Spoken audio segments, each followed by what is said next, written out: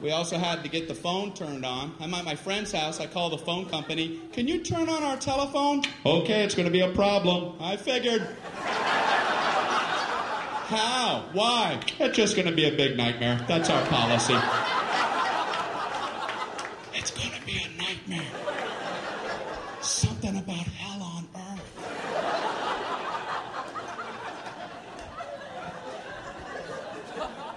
It's different than I thought. I didn't know how it worked, so I asked him, how does that work? Do we have to wait in our home for a few days for the phone people to come out?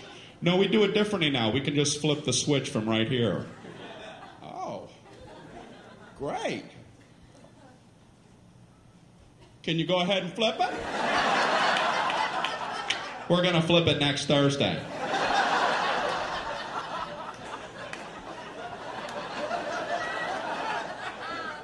Can you flip it right now? We're going to flip it Thursday, late, or Friday, or sometime in November. Can you see it from where you're at? Can I come down and flip it? What do I know? I guess there's only one flip switcher and he has a lot to get to.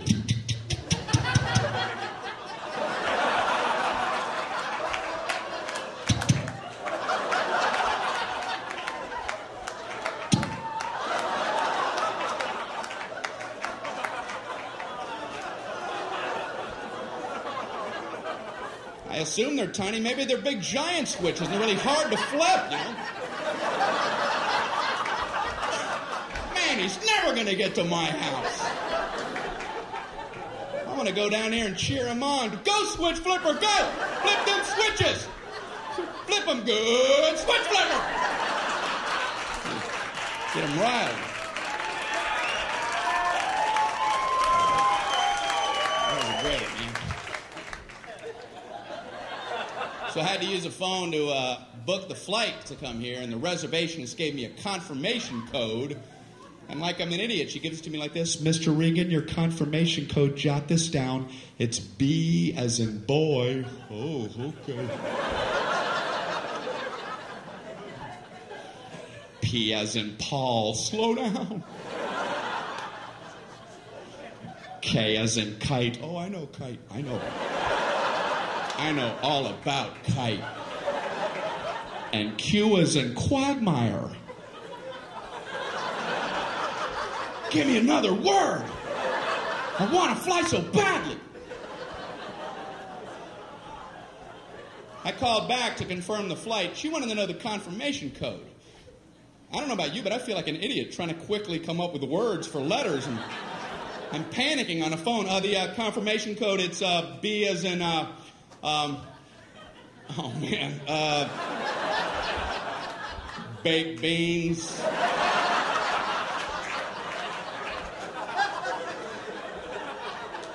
P as in pneumonia.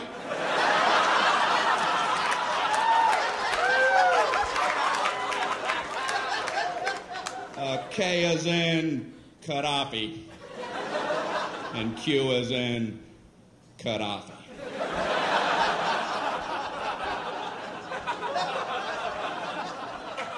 They only do that with letters. Nobody ever does that with numbers. My code, it's 4 as in 423.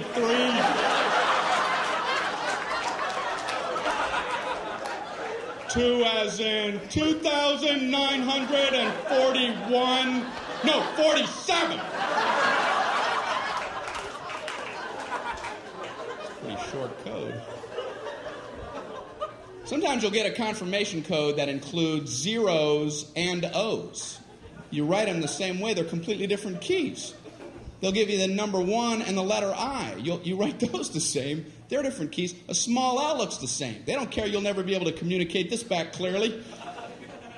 I'd like to give a code to these people for their big vacation. Here's your confirmation code. You're going to need this for your vacation. Are you ready? Okay, it's 11I 100000I100001I small L.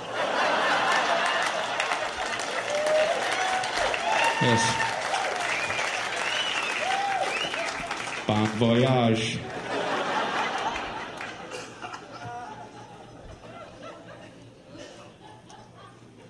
I flew here. How come the first class people they can just get on whenever they want? I've always hated that. First class people, board at your leisure. Take your time, first class people. Coach people, no, wait, sit, scuzz. Wait, little piggies.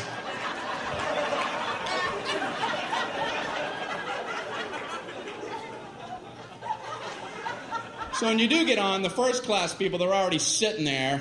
They're all sprawled out in their big thrones. Bring me the head of a pig.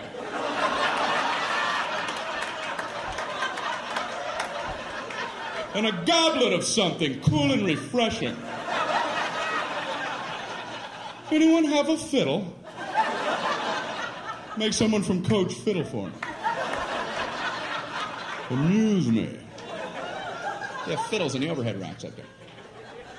You're not allowed to even use their bathrooms. The bathrooms up front are for our first class passengers. The coach bathrooms are located at Newark Airport. Concourse C. Concourse C, ladies and gentlemen. So when you do board, the first class people, they're sitting there. A lot of them are working as you're boarding. They have computers out and calculators. They're looking up at you like, hey, we're making money right now. Right now we're making money. Go, get in the back. Close that curtain. I don't want to see it. Even in my peripheral. Snap it shut. What's the matter with us? They got to cover us up with a tarp. And you go in the back, everybody has coloring books on.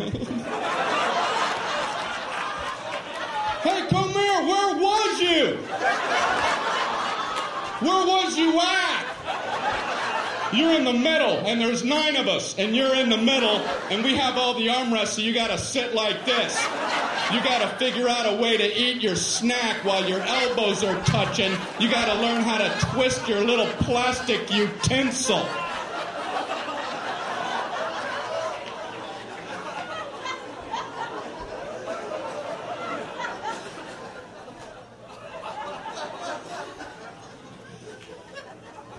I like to sit way in the back. Except for one thing, all the good meals run out, you know. You're poking your head out from row 199. The flight attendants are this big.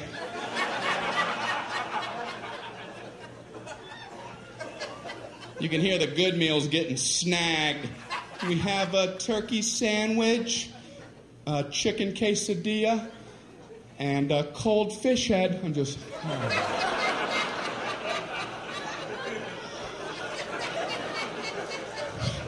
I wonder what I'm gonna get.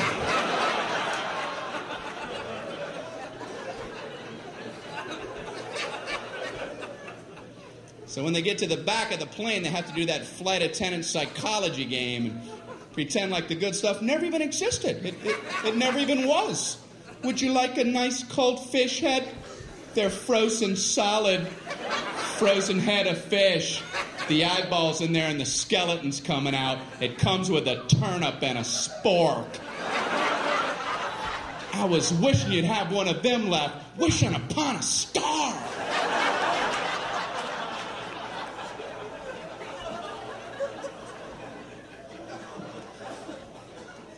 But I admire flight attendants, man. I really do. They put up with a lot of garbage from people. Have you ever been sitting in your seat and you see somebody trying to fit something in the overhead rack that you know ain't going in there like in a million years? They have like a mattress and a lamp. You're looking at them like, what kind of perception problems does this guy have? And the flight attendants are always nice. They always run up and act like it might maybe fit. You know, oh, I don't know if that's going to get up there. We can check it for you, you moron. I know that's what they want to say. I would last about 8 seconds at that job. I'll just get up there. Does that look like it's going to fit? You have this much room, you have a dead yak. Are you okay? You don't see all these people jammed up waiting on you? You don't see any of that.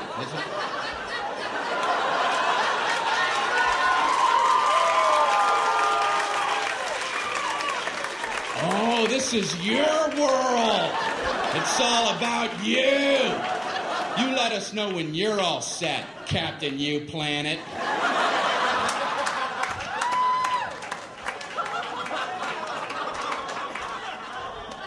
And I feel bad for the gate agents because they try to get the boarding process to run smoothly, but no one will listen to them.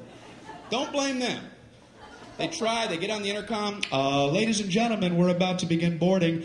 If we could ask for your cooperation, would you all please remain seated until your row has been called? Everyone, please remain seated. Everyone, please back away from the gate. Please back away from the gate.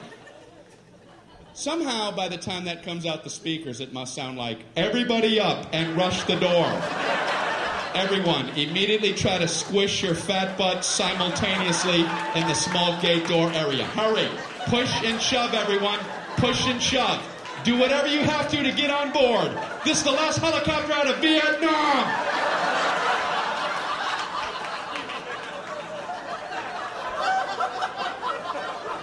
I'm embarrassed to be human. I want to get on! You're gonna get on. I want to get on before everybody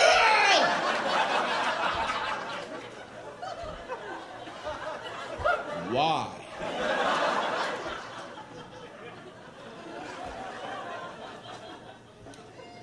Human beings, man. I'm sure you've been at airports with the moving sidewalks. Right? You know the whole stand right, walk left concept? Well, for some people, unlearnable.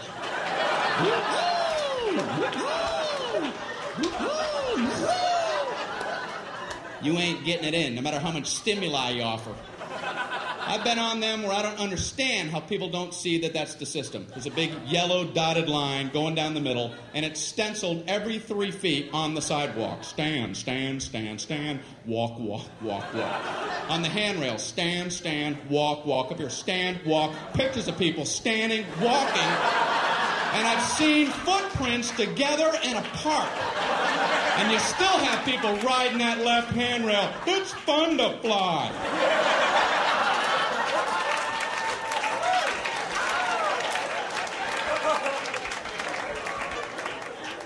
Watch them close, because they're the ones at the end of the moving sidewalk. Whoa. Something changed. Something changed.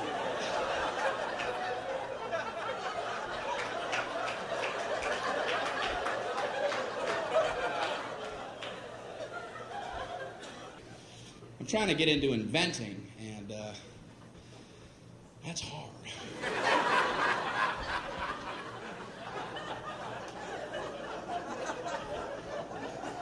I know what I'm going to try to invent, you know. I don't know if I'm being overly ambitious, but I'm trying to invent an ironing board that when you open it, it doesn't sound like this.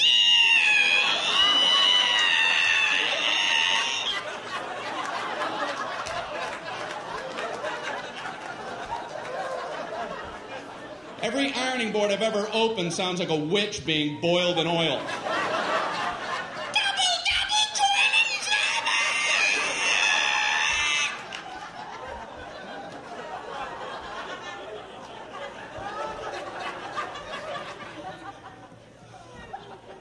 You ever just look at an ironing board? Can you imagine getting that approved in today's safety-conscious world? What did you want to get an approval on? I call it an ironing board. I want to have like a surfboard-shaped device about this high, and I want to support it with 2 thin crisscrossing poles so the center of gravity is precariously high. So the slightest nudge would be sure to topple it. Then I want to put a big hot metal thing on the top of that with water, the temperature of lava oozing out the sides and dripping off the board for burn wounds. I want one side to be a white-hot heat for scarring. I want the sheer weight to be able to cause blunt force trauma.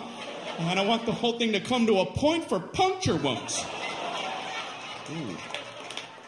I don't know. It seems a little unsafe for adults. I'm not finished. I want a cord coming down so you get the toddlers involved.